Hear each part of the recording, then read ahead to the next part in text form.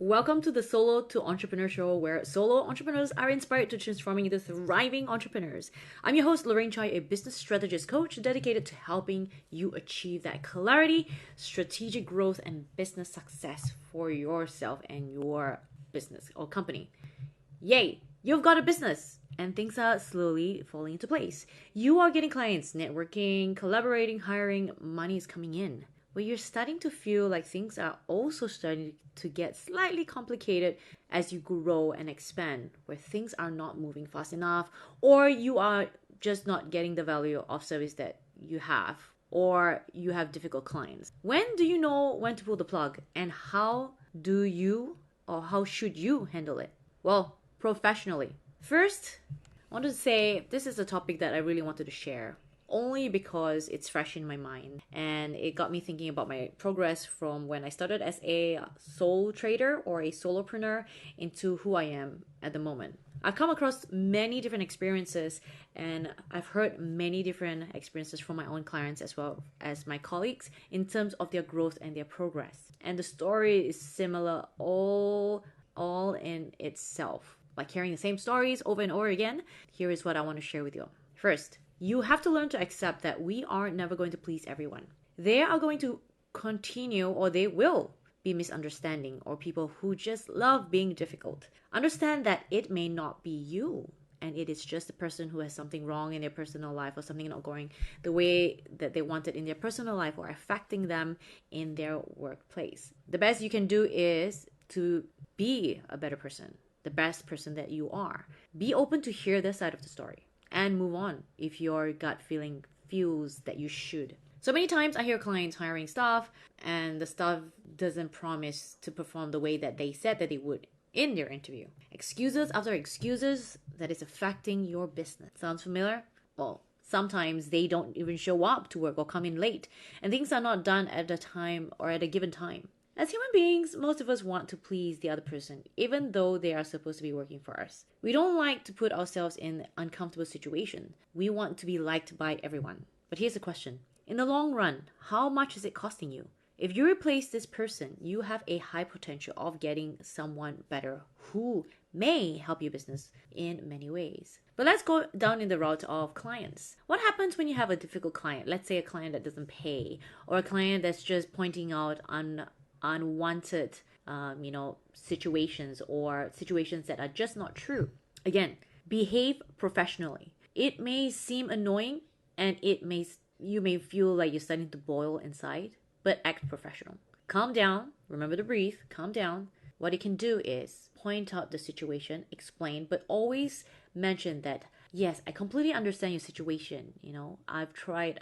I apologize that I may not have whatever, and I apologize that there may be a slight misunderstanding. And try and find a solution to a problem that they may have, a legit solution. Otherwise, just explain how a situation is. Sometimes people just want to be explained.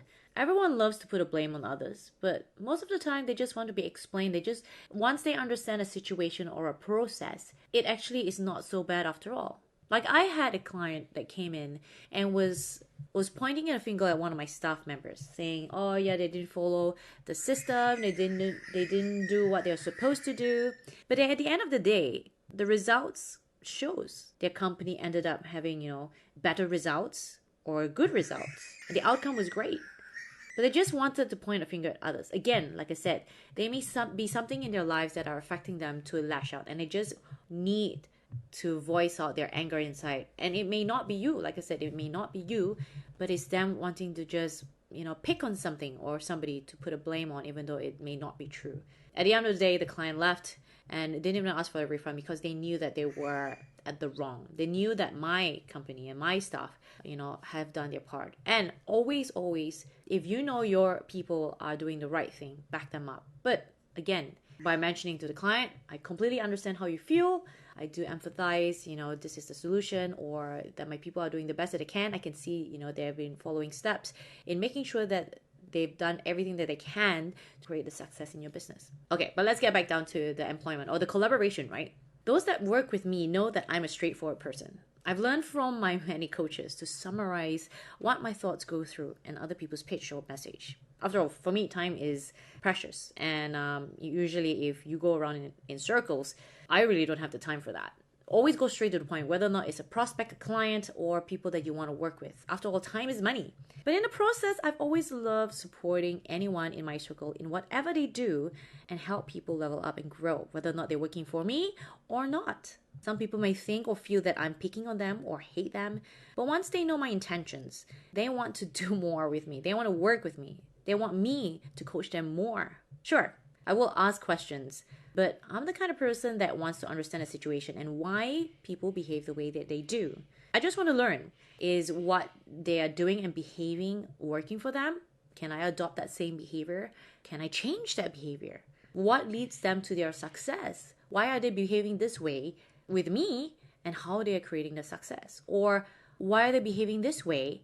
Is it affecting my business? Can I do things differently? Can I change the way that we communicate? Is there something that I can do to make it better? Now, for example, I had a client work for me where most of our meetings, they would not turn on their cameras. And I'm the only one on the screen. This has been going on for weeks. And I asked a question away from their employees on why they did that, as I found it really strange. That was the only company I've come across with that would not turn on their cameras. In fact, they were not very approachable, even upon the sales. I pointed out that I didn't mind if they were wearing a burqa or pajamas. It was just more respectable showing your face, or eyes for that matter, on a meeting. The way that they presented, it just felt like, what happens if you're on an in-person meeting? Would you hide behind walls just to have a meeting? Or would you show up in person? Would you dress the part? Or would you, some people dressed in pajamas or something that is just not presentable? How do you present yourself? How do you want yourself to be? Do you want to be a successful person, or do you want to be just a regular person that, continues working from a 9-to-5 job? Are you the kind of person that has a purpose in life, of wanting to scale, wanting to grow, wanting to have that freedom in life, of doing better, of being better? Or you just want to settle? Oh, that's not me. I don't want to settle. I ask the difficult questions. I ask the uncomfortable questions, whether or not it's for myself or for others, because I always see the potential in anything, potential to grow, whether or not a restaurant can accept my feedback and work their way around making the experience better, or take it to heart and be an absolute bitch, maybe spit on my foot for all that I know. There's always ways, to work around, but I always give people a chance to clarify. I always give people the chance to improve themselves. The reason why I give a feedback is because I expect better, and I see potential in the company of being better. I want them to be better. But here's the thing, back to that story. Showing up in person, it helps you read a person, be it prospect or client, or or let's say someone you want to work with. You can read them more with the body language, with the eyes, their expression. Mind you, this particular company, the leaders in their department, didn't act very professional when I said that I appreciated their staff clarifying things or pointing out a previous flaw. In fact, they started getting defensive instead of pointing out a good trait of their staff member. I was told that my vision and decision is incorrect because everybody else is not doing a particular act, even though I told them that it's my final decision and it was advice from my 9-figure coach. Come on. Are those clients that I work for, are they 8-9-figure people? Would you listen to someone who is a 6-figure person, or would you try and strive to copy someone of high success in their industry, in the industry I want to be in, I am part of? In that situation, who rose to that? Their employee, who mentioned that they would do their best to support my decision and make things work. Now, overall, the leader's response, I don't want to work, with you anymore. Blessing of disguise, if you ask me. Here's the thing though. A few days prior, I've already made that decision to find another company to take over. I was just not expecting it to happen so quickly. Absolutely troublesome. Sure. Annoying. Absolutely. But I believe that the universe has always been on my side at very unusual times in ripping the cord. I basically outgrew the company. I mentioned in the very beginning when I employed them, I'm like, I expect to have a team that is willing and wanting to grow with me, wanting to always be better.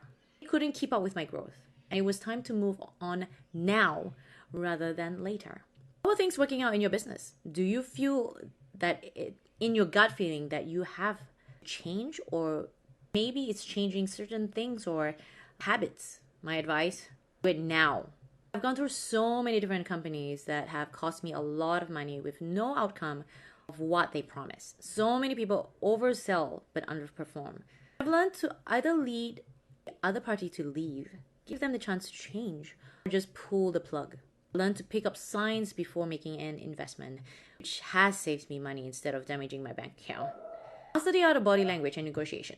Don't feel bad if they leave. Don't feel bad if people hate you. As a business owner, treat your business like your child. You want to make the correct decision for your child. You want what's best for your child. You want to see it grow and expand in a big way. Nobody wants their business or child to fail. What are you waiting for? Make quick decisions for the sake of your business and yourself. If you are not sure, make sure that you get yourself a coach or mentor. Someone whom you can bounce an idea or get feedback on to reassure yourself of making the right decisions. Thank me later, as you will save a lot of money more than you can imagine. Away from all of these is a summary. To be an accomplished entrepreneur, always continue to level up. Take feedback gracefully and learn that you need to give value to clients rather than being defensive. Copy great attitude from others and learn to be better than bad leaders, bad services. Know that you will receive 2 times fold or 10 times fold when you start to give rather than be selfish. Be a solutions person rather than always hitting a brick wall. Okay, throwing away bad apples instead of keeping them around. Not hold a grudge, but learn to let go and move on. Give people the chance to improve themselves, but also know when to walk away.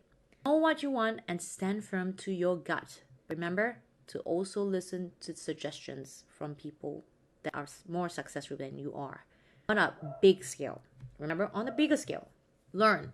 Make quick decisions and be professional no matter how annoying people can be or no matter how angry you may feel inside about another company or another person. If you enjoyed today's episode, please like, share, leave a comment. Or if you resonate with this, do let me know your experience in your industry, whether or not you're just starting out or you are a solopreneur or entrepreneur itself. Support helps us reach more solo entrepreneurs like yourself. But until next time, keep striving for success. Remember, you are not alone in this, and I'm here all the way through.